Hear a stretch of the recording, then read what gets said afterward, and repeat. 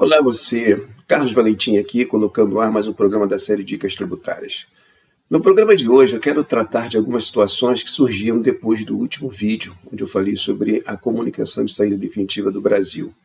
Houve muita manifestação, muitos comentários, muitas perguntas e muitas afirmações que não têm nada a ver. Então, meu objetivo aqui hoje é esclarecer algumas dessas confusões. A primeira delas é: tirem da cabeça que o fato de tributar receitas auferidas no exterior é uma situação nova. Não tem nada a ver, não é nada novo e também não tem nada a ver com o atual governo. O problema do atual governo é que gasta mais do que arrecada, então estão buscando meio de aumentar a arrecadação. Então vamos lá. O conceito de renda, que é a base de cálculo do imposto de renda, vem lá de 1966.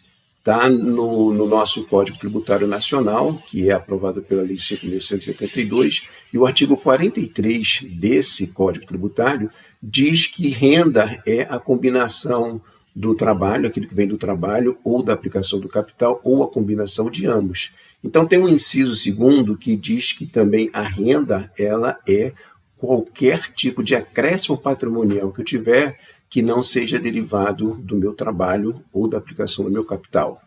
E aí vem dois parágrafos, o primeiro e o segundo. Esses dois parágrafos eles foram inseridos pela Lei Complementar 104 em 2001, portanto, há 24 anos atrás.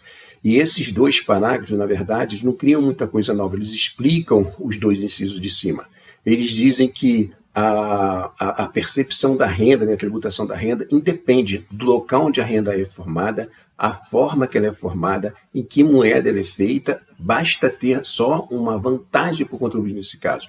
E o parágrafo segundo, aí ele fala que quando a renda for derivada do exterior, for originada no exterior, a lei vai definir como isso vai ser feita a tributação. Então, gente, não é nenhuma novidade. Isso já existe já há bastante tempo.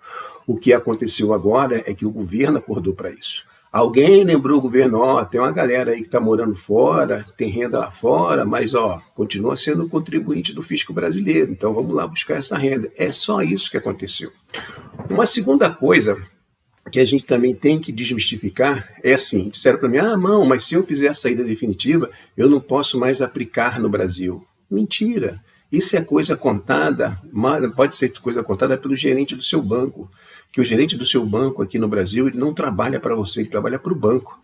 Então ele vende os produtos que o banco pede para ele vender, porque ele é remunerado por isso. Agora, só para vocês saberem, tem duas resoluções, a resolução 4373, que é a resolução do Conselho Monetário Nacional, que desde 2014 regulamenta a aplicação financeira no Brasil por residente no exterior. Essa resolução foi revogada a partir de janeiro de 25, recente, mas ela foi substituída por uma resolução conjunta de Banco Central e CVM, que é de número 13. Então lá tem todas as diretrizes para você que mora fora do Brasil, que fez a sua saída definitiva do país, que não é mais contribuinte do fisco brasileiro, manter suas aplicações financeiras aqui. Então essa conversa de que não, isso não é verdade. Você pode sim converter a sua conta corrente, normal, em uma conta chamada de CDE, que é conta de domicílio no exterior, enfim. Mas, de novo, se você falar isso para o seu gerente, ele vai dizer, fica quietinho, deixa a situação assim mesmo e vida que segue, mas não faça isso.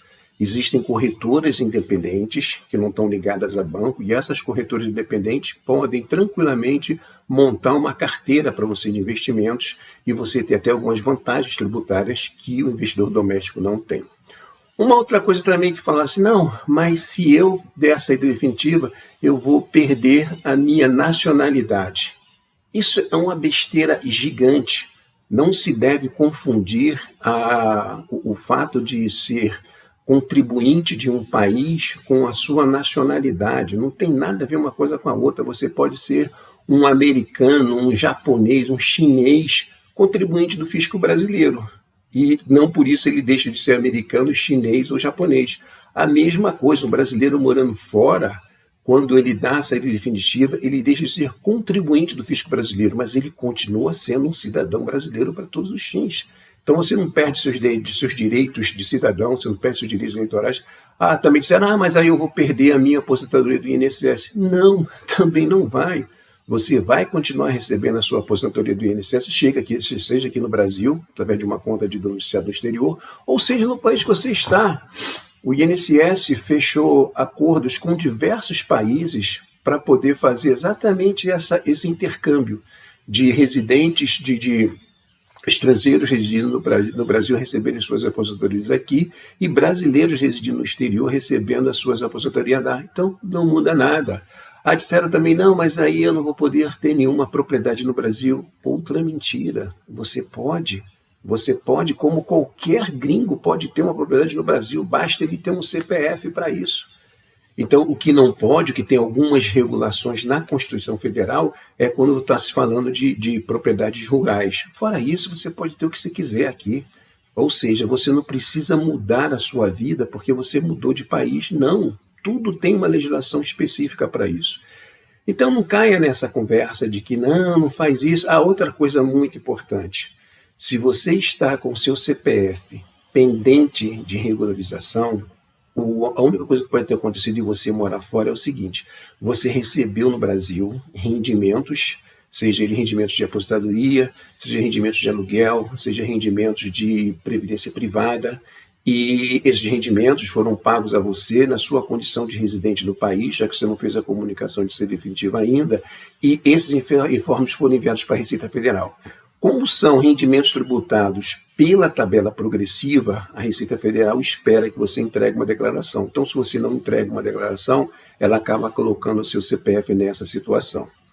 E aí é que surge o problema, porque se você for consultar a própria Receita Federal, ou se você for consultar a maioria dos contadores, eles vão dizer para você, faz o seguinte, faz uma declaração de imposto de renda e isso regulariza tudo. Não.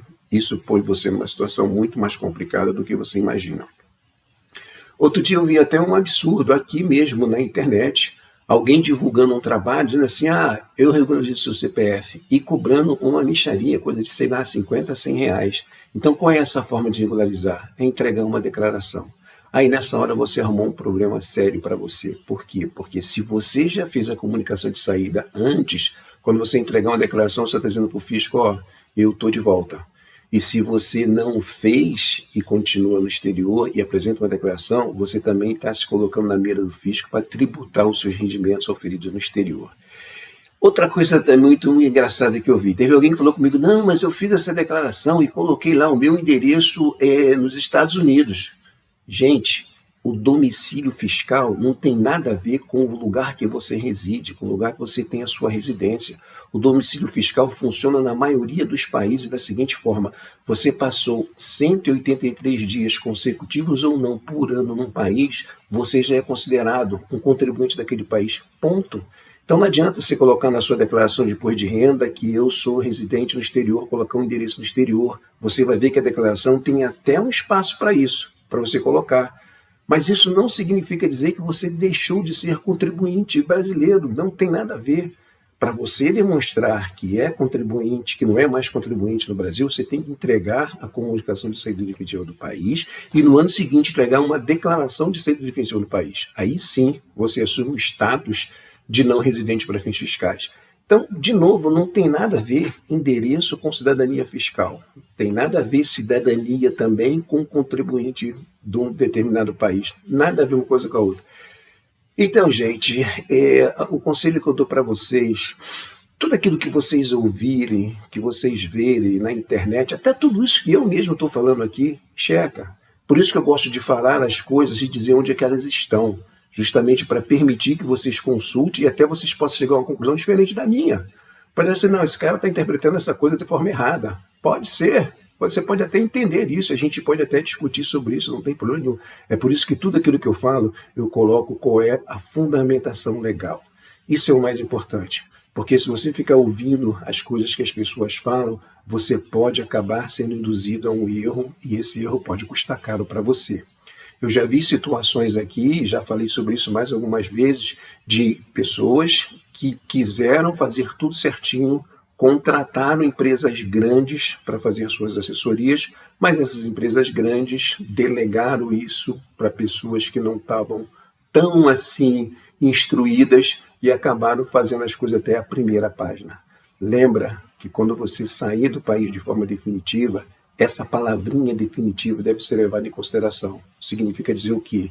Que toda a sua vida futura pode trazer alguma consequência tributária para você se as coisas não tiverem sido feitas da forma que devem ser. Por exemplo, não adianta nada você entregar uma comunicação de sede efetiva do Brasil para o fisco e não fazer mais nada em relação às fontes pagadoras de renda para você. Então, se você tem um inquilino que te paga o aluguel, você deve avisar para ele também, olha, eu sou não residente, que aí a responsabilidade tributária passa a ser dele.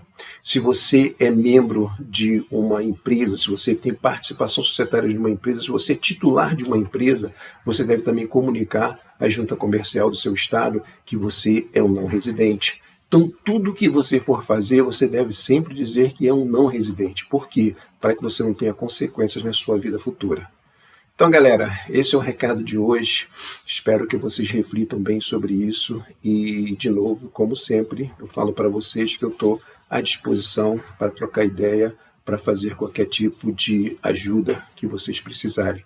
Os meus contatos estão logo depois desse vídeo e reflitam nisso, que o ano que vem o bicho vai pegar. Valeu? Grande abraço para vocês, uma boa semana e fiquem com Deus. Tchau.